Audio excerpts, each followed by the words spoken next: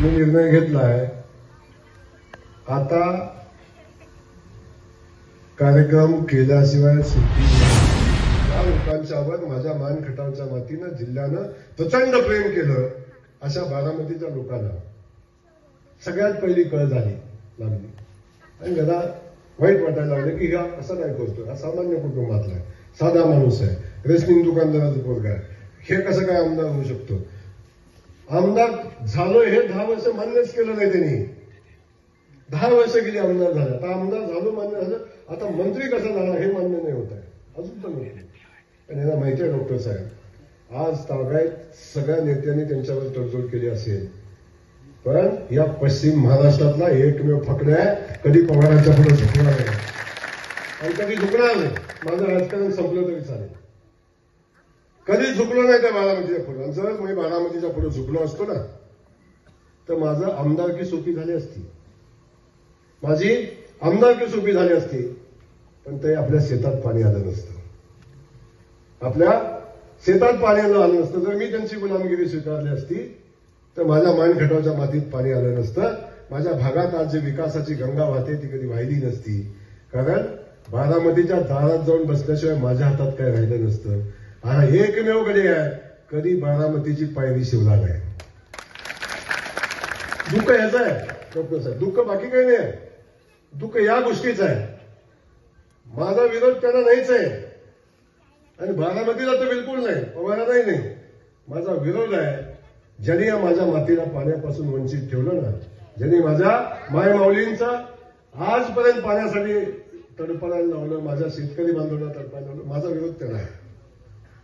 ज्यांनी माझ्या मातीत पाणी यायला विरोध केला त्यांना माझा विरोध आहे। माझी दुश्मनी ते कुणाशी आहे, ज्यांनी या मातीला पाण्यापासून विकासापासून वंचित ठेवलं त्यांच्याशी आहे। माझी व्यक्तिगत दुश्मनी कुणाशी नाही। काय माझं काय त्यांची मुलगी मी पळवून आणली का माझी त्यांनी नेली, काय संबंध आहे माझा त्यांचा, काही संबंध नाही। माझी लढाई ही माझ्या मातीच्या स्वाभिमानाची आहे। आज माझी इथं बहीण अभिमानानं पाण्याकडे बघते आणि सांगते हे पाणी आमचं आहे, आमच्या शेतामध्ये आहे। आता जाण का कुठं टँकर आणायला, टँकर येईल का दारात, आता येईल टँकर दारात। आज माझ्या मायमाऊलीच्या चेहऱ्यावर जो आनंद आहे ना, आणि हा आनंद कमवण्यासाठी जयकुमार गोरेनं संघर्ष केलाय, अनेकदा जेलमध्ये गेलाय, पण माझ्या मायमाऊलीचं दुःख हलकं करण्यासाठी गेलाय, बाकी कुठलं काम नव्हतं मला। मी व्यक्तिगत कामासाठी काही कुणाकडे गेलो नाही, माझ्या व्यक्तिगत कामासाठी माझा संघर्ष झाला नाही। माझा संघर्ष झाला तो आमच्या या मानखटावच्या मातीचा सन्मानाचा संघर्ष झाला, माझ्या जिल्ह्याच्या दुष्काळी भागाचा संघर्ष, दुष्काळी भागासाठी माझा संघर्ष झाला। त्यामुळे हा संघर्ष आपण सगळ्यांनी उभा केलाय आणि हा उभा करत असताना तुमच्या सगळ्यांचे आशीर्वाद आहे। हा जयकुमार गोरे मंत्री झाला, आमदार झाला तर तुमच्यासाठी नाही आहे, तुमच्यासाठी तुमचा भाऊच आहे। मी कायम सांगत आलो की मंत्रीपद भाऊ खूप आशास्वत असते। वाटलं का नाही तुम्हाला तुमच्या भाऊचं मंत्रीपद जातं का नाही, आली का नाही शंका तुम्हाला, आली का नाही सगळ्या बसलेल्या माणसाला शंका आली का नाही, सांगा आली का। हे जाईल राहील हा विषय भाऊ वेगळा आहे, पण ज्या भाऊच्या मागे जी भाऊ पदवी लागली ते कोण काढू शकतं का, हा विषय बाजूला ठेवा। आज आपण या सगळ्यांना मला सांगायला मनापासून आनंद होतो की आज आपण प्रचंड ताकदीनं या राज्यामध्ये काम करतोय। पहिल्या दिवशी आपण बघितलं ना भाऊ, खरी आग कुठं लागली डॉक्टर साहेब, सुदैव माझं बघा, पहिला कार्यक्रम ग्रामविकास खात्याचा मी घेतला असेल, पहिला कार्यक्रम घेतला, काय दिलं असेल पहिल्या कार्यक्रमा दिवशी, या राज्यातल्या 20 लाख लोकांना घरं देण्याचा पहिला निर्णय झाला। 20 लाख घरांना मंजुरी पहिल्या दिवशी, म्हणजे पहिल्या कार्यक्रमात दिवशी नाही, पहिल्या कार्यक्रमात दिली। 20 लाख घरं कशाला म्हणतात, आज अनेक 72 घरं जी 7 वर्षात आली नाही, जी 7 वर्षात 10 वर्षात घरं आली नाही, ते आपण एका वर्षात 72 घरं आपण दिली, एका गावात नाही सगळ्या गावात दिली।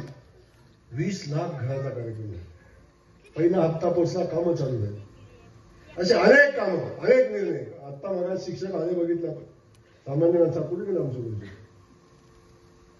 एका निर्णयासाठी 2-2, 5-5 वर्ष संघर्ष केला, एका बैठकीत निर्णय झाले, त्यांचं काम झालं। जमिनीची माहिती असणारा, जमिनीवर काम करणारा, ग्रामपंचायत ज्याला कळती, पाण्याचं महत्व ज्याला कळतं, रस्त्याचं महत्व ज्याला कळतं, सभामंडपाचं महत्व ज्याला कळतं, ज्याला मंदिराचं महत्व कळतं, असा आमदार झालाय, असा मंत्री झालाय आणि त्याला सगळंच माहिती आहे. आणि भीती याची आहे, याची भीती आहे की हे नेतृत्व जर वाढलं पश्चिम महाराष्ट्रामध्ये, जर महाराष्ट्रामध्ये हे नेतृत्व वाढलं तर यांचा पक्षच मुळात 5 जिल्ह्यातला आहे आणि 5 जिल्ह्यातलं अस्तित्व सगळ्यात मजबूत असलं जिथं अस्तित्व होतं तो सातारा जिल्हा, तिथं अस्तित्व ठेवलं नाही, नामशेष झाल्यात घडी. आता तेच सोलापुरात होतंय का काय, तेच कोल्हापुरात झाले, सांगलीत होतंय का काय, सांगलीत गेलं तरी गोरे, सोलापुरात गेला तरी गोरे, धाराशिवला गेला तरी गोरे, साताऱ्यात आला तरी गोरे. जळी काष्टी त्यांच्या गोरे दिसतो, दुसरं काय दिसत नव्हतं. म्हणून हे सगळं डॉक्टर झालं. कुणावर संकट येतात, संकट कुणावर आली, छत्रपती शिवाजी महाराजांच्या आली. संकट कुणावर आली, संकट कुणावर आली, महात्मा फुलेंच्यावर आली, सावित्रीबाईंवर आली. संकट कुणावर आली, अहिल्यादेवींच्यावर आली. मी तर त्यांच्या पायाची धूळ आहे, मी पायाची धूळ आहे त्यांच्या. पण जे चांगलं काम करतात त्यांच्यावर संकट येतात. डॉक्टर साहेब, कोण मारेल बाबळीच्या झाडाला दगड, सांगा बरं, कोण मारेल दगड? कुणाला मारतात, कुठं मारतात दगड? आंब्याच्या झाडाला मारतात ना, आंबा पडेल म्हणून. हे आंब्याचं झाड आहे, याला दगड नाही मारला तर कुणाला मारलं? हे होत राहणार. मी अजून सांगतो, संघर्ष होत राहणार, हे थांबणार नाही माझ्यासाठी.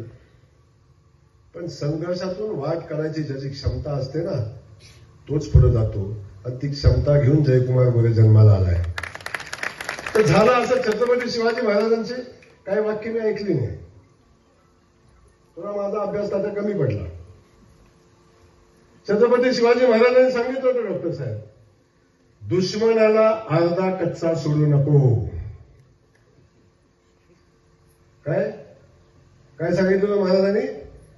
दुश्मनाला अर्धा कच्चा सोडू नका, दुश्मनावर दयामया दाखवू नका. माझं चुकलं इथंच, माझं चुकलं इथंच. मी माझ्या कधीही विरोधकांना त्रास दिला नाही. अनेकदा माझ्यावर संकट आली, अनेकदा केसेस घातल्या, तरी ती परिस्थितीतून बाहेर पडलो की पुन्हा जाऊ दे, मरू दे, झाला असेल, केला असेल हे म्हणत राहिलो.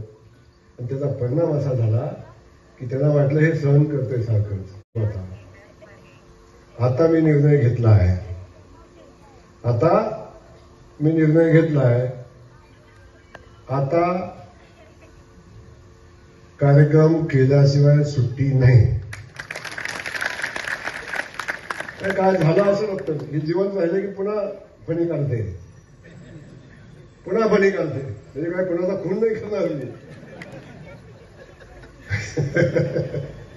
म्हणजे जीवन जीवन म्हणण्याची म्हणणार खून बी करतो, पण त्याला पुन्हा त्रास द्यायचा मापाचा ठेवायचा नाही, एवढं पक्क. मी सांगितलं अनेकदा, आणि बऱ्याचदा डॉक्टर साहेब होते, शेवटी काय असतं, वेळ यायला लागते आणि वेळ आल्याशिवाय या सगळ्या गोष्टी घडत नाहीत. म्हणून मी आपल्याला एवढंच सांगतो, अनेकदा मी म्हणतो आपण कोणाच्या नादी लागत नाही. काय मी म्हणतो की आपण कोणाच्या नादी लागायचं नाही, लागत कधी. माझ्या विरोधकांनी सांगू दे की जयकुमार गोरेंना कधी त्रास दिला, सांगू दे कोणी, अगदी कुणीही सांगू दे की त्याला मी त्याचं नुकसान केलंय. ते माझ्या उपर गुंड गुंड म्हणून तर आता पाक अख्ख्या महाराष्ट्रात मला गुंड केलाय, अख्ख्या महाराष्ट्रात गुंड केला. आणि हे असली घाण भाषा वापरून माझ्यावर बोलतात. जर मी गुंड असतो तर यांची जीभ नसती का स्टेजवर जाऊन काढली. एवढं घाण बोलतात, गुंड गुंड गुंड गुंड सांगतात, एवढं बेकार बोलतात. मला नाही वाटत, तरी मला एवढं सहन केलं तरी मलाच म्हणतात आणि मी गुंड आहे. पण माहिती नाही काय. पण माझं एवढंच म्हणणं आहे की परिस्थिती शेवटी कुणी एक विचार करायचा असतो की मांजर सुद्धा माहिती आहे तुम्हाला, मांजर मांजर आहे ना घरात तुमच्या, दार लावून एकदा मांजराला मारून बघा कसं होते. एकदा दार बंद करा, मांजराला बाहेर जायला जागा ठेवू नका आणि मांजराच्या मागे लागा, बघा काय होते. काय होतंय? येतं ना, इथे येते, इथं कुठे येते, खाली बिली चावत नाही, इथे येते. म्हणून मी सांगितलं अशी वेळ येऊ नका इथं याची. आता आली म्हणून बाकी सगळं जाऊ द्या, पण मी आज या कार्यक्रमाच्या निमित्तानं आपल्याला एवढंच सांगेन, विकासाच्या बाबतीत, कामाच्या बाबतीत डॉक्टर साहेब शब्द दिलाय. 3.5 वर्षात माझ्या मतदारसंघातली 2 गावं सोडलं तर एकही गाव असं राहणार नाही जिथं पाणी पोचलं नाही. माझा शब्द आहे. त्या शब्दातनं कधी जयकुमार गोरे मागे गेला नाही. दादा बोलता बोलता सांगितलं, कोळकदेवानी चिंता करता तिकडे कसं होणार आहे, भांडवलांनी चिंता करता आमचं होणार आहे का नाही, तेल दरावाला म्हणतोय आमचं जमणार आहे का नाही, पांढरवाडी मला म्हणतोय आमचं कसं होणार आहे. काही नाही. 3.5 वर्षाच्या आत यातल्या प्रत्येक गावाला जयकुमार गोरे पाणी देणार. लक्षात ठेवा, प्रत्येक गावाला. जो शब्द दिलाय त्या शब्दातनं कधी मागा घेणार नाही, कधी येणार. आणि माझा जन्मच मुळात यासाठी झालाय. आणि माझ्या आयुष्याचं सर्वोच्च स्थान, ज्या स्थानाची मी अपेक्षा केली होती ना डॉक्टर साहेब, परमेश्वरानं मला दिलंय. आता मी चिंता करत नाही कशाची. आता सेवा करायची वेळ आलेली आहे. आता जी संधी आपल्याला मिळाली त्या संधीतनं लोकांची सेवा करायची वेळ आलेली आहे. आतापर्यंत मतदारसंघाची सेवा केली, आता राज्याची सेवा करायची वेळ आलेली आहे. मी धन्यवाद देईन माझ्या भारतीय जनता पक्षाला, की ज्या पक्षानं माझ्यासारख्या सामान्य कुटुंबातल्या युवकांना संधी दिली.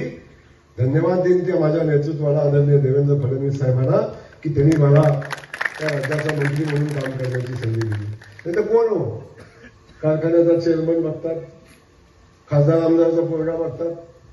ही संधी दुसरीकडे मिळू शकत नाही, भारतीय जनता पक्षात मिळू शकते. तर ती संधी आपल्याला मिळालेली आहे. आता आपण बघतो ग्रामविकास खात्याच्या माध्यमातून आपण बघतो. आता असं एक काम नाही की जे ग्रामविकास खात्यातनं होत नाही. एक काम नाही असं. रस्ता ग्रामविकास खात्यातनंच होतो, मंदिराचं काम ग्रामविकास खात्यातनं होतं, ग्रामपंचायतीचं काम ग्रामविकास खात्यातनं होतं, महिला बचत गटाचं काम ग्रामविकास खात्यातनंच होतं. सगळे उमेद बचत गट